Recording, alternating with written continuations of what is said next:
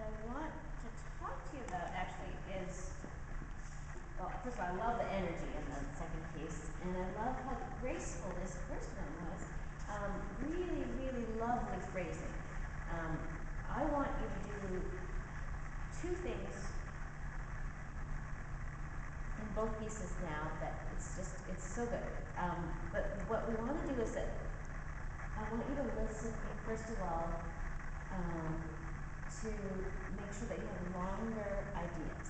So right now it sounds like you're saying, my name is Willa King, and I have a lot of brothers and sisters. So everything sounds careful. It sounds really good, but now I want you to just think in bigger sentences. Do you know people that talk like that a little bit deliberately? And then do you know people like blah, blah, blah, blah, blah, blah, blah. You can go somewhere closer to the people like blah, blah, blah, blah, blah, but not quite. So I'm not telling you to be crazy. I'm just saying think in longer sentences.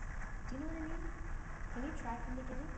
Now in the second piece, it may involve a faster tempo, but not in the first piece. I thought you really, really captured the character really well. I just want it to be longer ideas. Can you try? Good,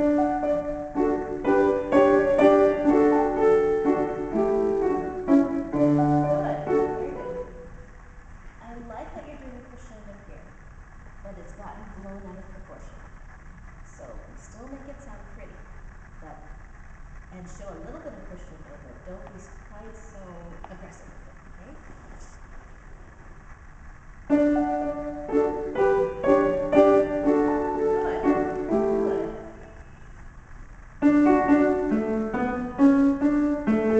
Can you still do a crescendo within the feeling of 1, 2, 3, 1, 2, 3, 1?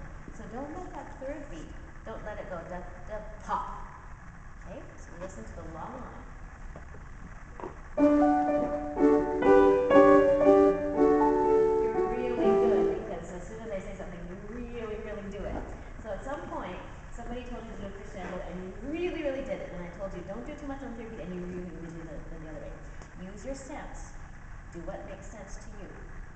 Okay, do a crescendo, but make it pretty. You make it rules. Don't do it because Dr. Scott told you to do it or because I told you to do it. Okay?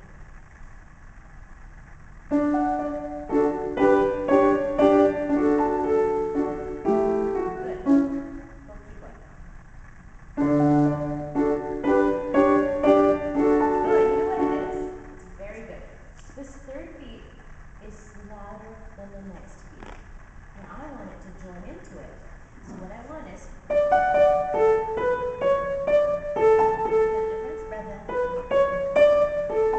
you need to be less on the third version? No, right? Can you go into it?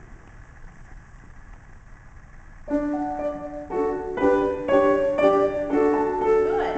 That sounds really good. How about just even a little tiny, tiny bit less? Think long phrases again. It's really good.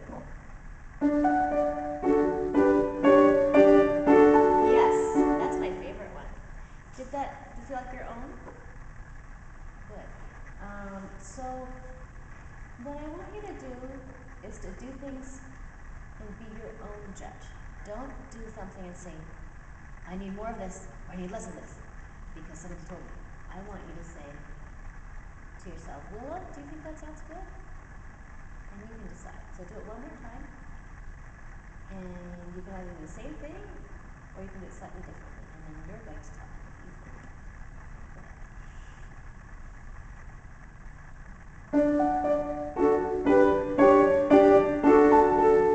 I like that. What do you think? That was probably my favorite. Now, it's marked forte, but I'm not sure that Scarlatti, we'll have to look into this, but I'm pretty sure he didn't actually write dynamic markings. I know that Bach didn't. Have you played anything by Bach yet?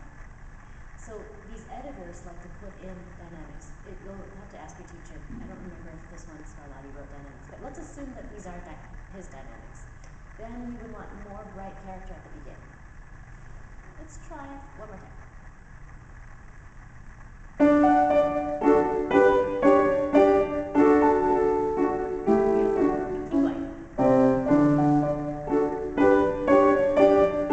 do you think about that one?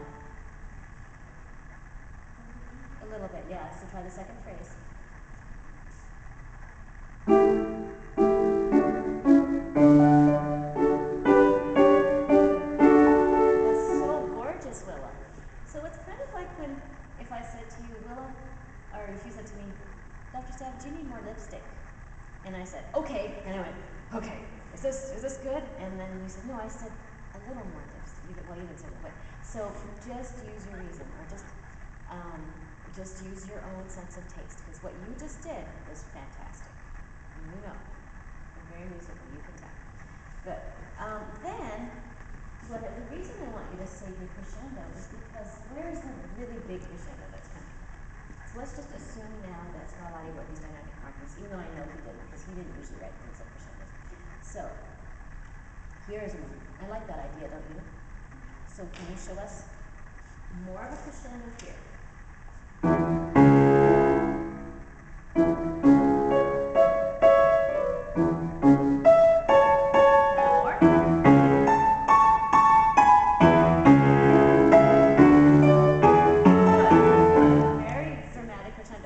Now we have to think about Scarlatti, and in the time of Scarlatti, when was it? Do you remember? It was around, I think he was born the same year as Bach. Let's see if this looks up. I think it was 1685.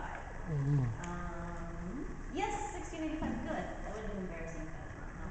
And he died in 1757. Now Bach was 1685 to 1750, so they were alive at exactly the same times. Scarlatti lived a little bit longer. And so in that time, did we have a huge 9-foot piano like this? No, probably people were playing harpsichords, or what we call clavichords, or maybe an early forte piano. So we wouldn't have had as thick a sound. I don't want you to play it like it's a harpsichord, but I want you to imagine that the sound isn't going to be like in the Hemistera, right? Can you try one more time and don't let it get too thick? Try this crescendo. So still do the crescendo, but don't play it on a modern piano. Okay?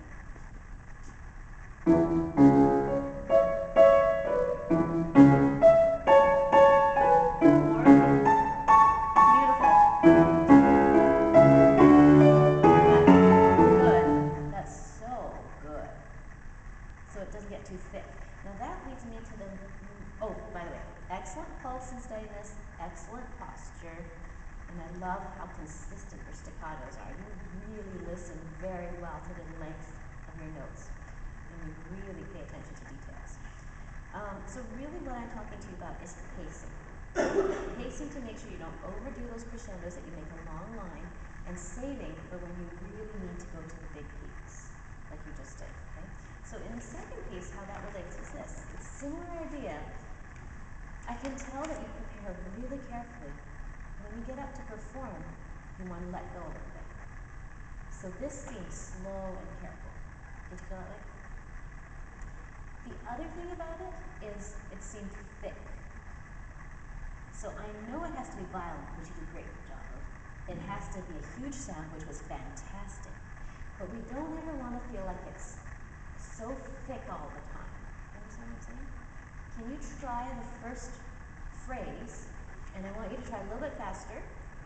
And one way of thinking of the sound, well, okay, first let's just do the faster thing. Go ahead. The faster? Yeah. Lots of energy. 126. I like to think of 120. We all think 120, and the musicians say bum bum ba da bum ba ba ba ba ba ba. That's usually 120. Okay, so if that is 120, then da da da da da da da da da da da. That's way too fast, isn't it? So, but you're quite a bit slower than that. Can you get in the faster direction? So da da da da da da da da da, something like that.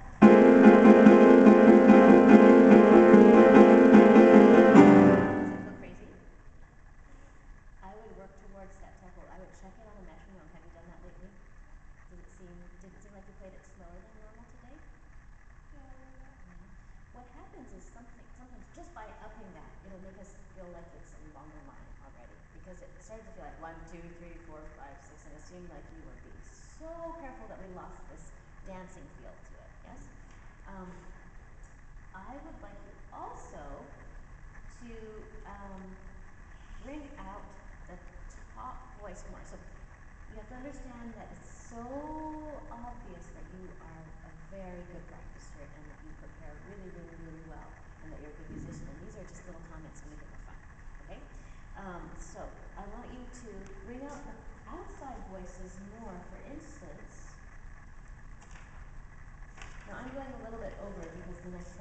Here, are you guys in a rush to go somewhere? Okay, so I'll just talk to you for a couple more minutes. So, page 6, 1, 4, okay, around here, it starts to get too thick. We never want Lila to say, oh, it's too much sound. We want to say, oh, I want more. Okay, so can you bring out, it says cantando, which means singing. Can you bring out the top of it more and then say that where's the peak of this? It's probably around here, right? So we don't want to give everything right away. So do you know people that talk really loudly and it sounds like they're yelling all the time? You don't want to be like that.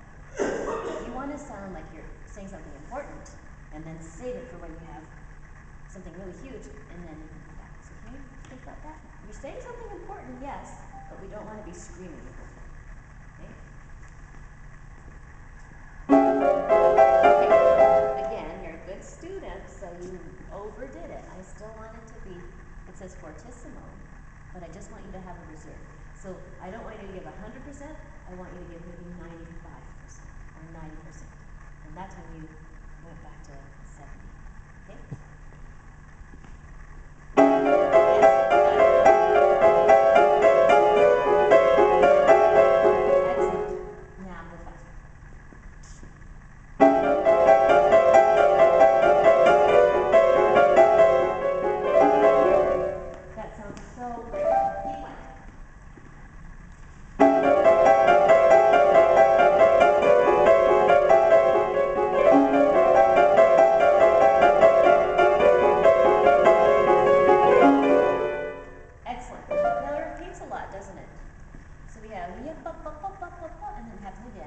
And then something different. Do you want the second time to be more or less? Okay, really show it. So you can start big, and da da da da da, and then you can maybe drop a little bit.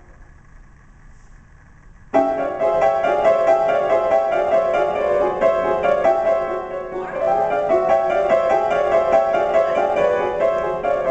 Okay, so it's definitely more colorful now, and it's really exciting, but it doesn't sound too thick. You dropped here. Would you like to do that, or do you want to be more right about here? Good. So what I was thinking is to go like this. Drop here, so that this time will sound more. So you start more, and then you kind of get the effect of staying loud. You want to try? Try a little faster. Yeah, that's good.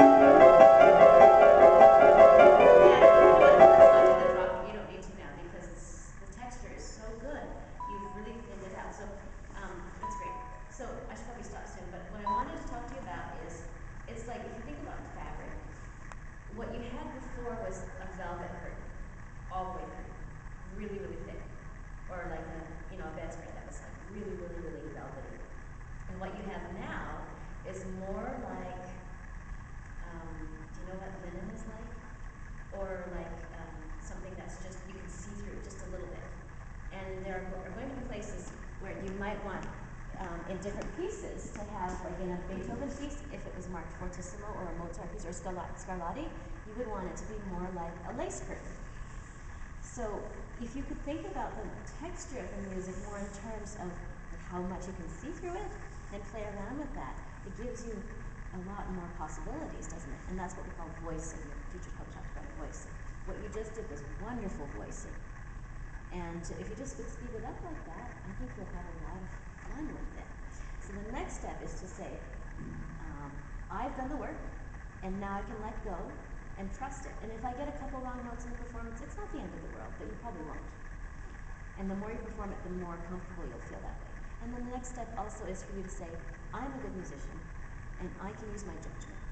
And I don't need to overdo things, I'll just experiment and see until I'm happy with it. And your teacher will tell you if it's too much or too little, right? So I really enjoyed hearing you, and I hope I get to hear you more in the future. It's excellent work. Thank you so much for coming.